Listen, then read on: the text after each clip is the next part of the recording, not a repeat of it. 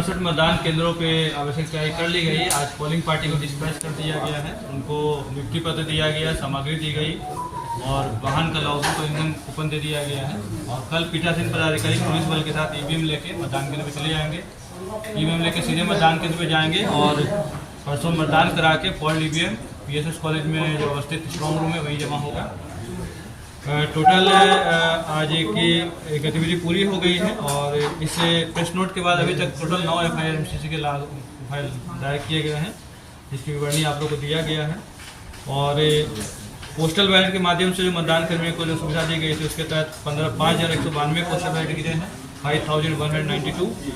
इसके अलावा 316 ऐसे निर्वाचक हैं जिनको होम वोटिंग की सुविधा मिली है।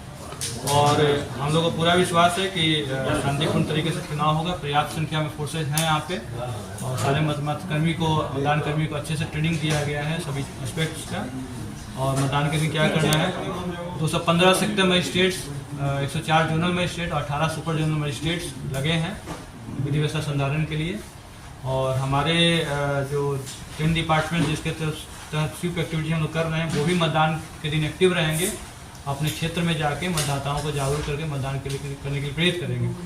तो मुझे पूरा विश्वास है कि जिस तरह से एंगेजमेंट हुआ है वोटर्स के साथ हम लोग का हाउस टू हाउस कॉन्टैक्ट के माध्यम से, और जिस तरह की व्यवस्था अरेंजमेंट्स पुलिस और मटेरियल अरेंजमेंट हम लोग किए, मैन पावर अरेंजमेंट्स, चुनाव बहुत ही शांतिपूर्ण होगा और भयमुक्त होगा, निष्पक्ष होगा और बहुत मिली पार्टिसिपेटिव होगा।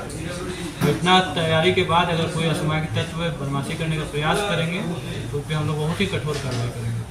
सर कितने कर्मी लगाए?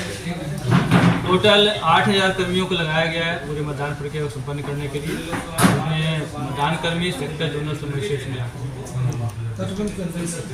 तटबंध के अंदर कुल 35 मतदान केंद्र हैं, जहाँ पे यहाँ से ईवीएम लेके मतदान कर्मी नदी के घाट पे जाएंगे।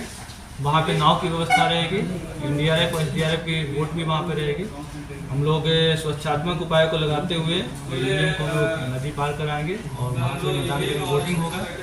और पोल्ड ईवीएम को भी हम लोग समय वोटर वोट के माध्यम से नदी पार कराएंगे ताकि सुरक्षित हो हमारे स्ट्रॉन्ग रूम में।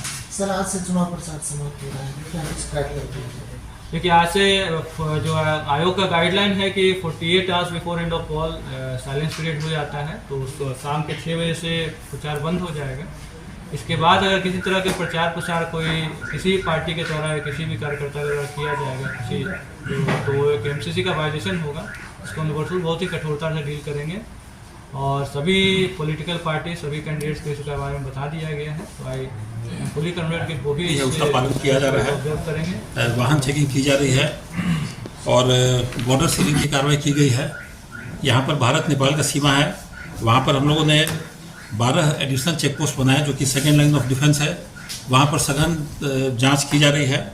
इसके अलावा SSB का बॉर्डर आउटपोस्ट है वो इसके अतिरिक्त है। अभी तक कुल 12,644 लोगों को बाउंड डाउन किया गया है 107 के तहत। 151 लोगों के विरुद्ध CCA की कार्रवाई की गई है। करीब 21,134 लीटर शराब जब्त किया गया है। मद्य निषेध के तहत 412 कांड दर्ज किए गए हैं और इसमें कुल गिरफ्तारी 827 है। अवैध मादक पदार्थ का भी सीजर किया गया है, 570 किलो गांजा जब्त किया गया है। इसके अलावा अवैध हथियार भी जब्त किए गए हैं, 26 अवैध हथियार जब्त किए गए हैं, 34 कारतूस और 5 खोखा के साथ लाइसेंसी हथियार भी मालखाना में जमा किए गए हैं। कुल 296 लाइसेंसी हथियार को जमा किया गया है। और अब तक जो गिरफ्तारी है चुनाव के आलोक में 1527 लोगों को गिरफ्तार किया गया है। और अंतर जिला सीमा पर भी 14 चेक पोस्ट हैं जो कि कार्यरत हैं और सघन जांच और कार्रवाई वहाँ पर की जा रही है। और डिप्लॉयमेंट ऑफ फोर्स हम लोग कर दिए हैं, जो मानक है उसके आलोक में सभी बूथों पर सभी पोलिंग स्टेशन लोकेशन पर डिप्लॉयमेंट कर दिया गया है। ब्रीफिंग भी आज हो गया है और हर विधानसभा क्षेत्र की जो विशिष्टता है, जैसे कोई कोसी बांध के अंदर है, कोई नेपाल बॉर्डर पर है, कोई जिला की सीमा पर है, सब पर जो स्पेसिफिक रिक्वायरमेंट है सबके बारे में सबको बतला दिया गया है और हम लोग की तैयारी अच्छी है। घुड़सवार दस्ता का? हाँ, घुड़सवार दस्ता भी हम लोग को एक ट्रूप आया है जिसको कि बांध के अंदर हम लोग ले जाएंगे।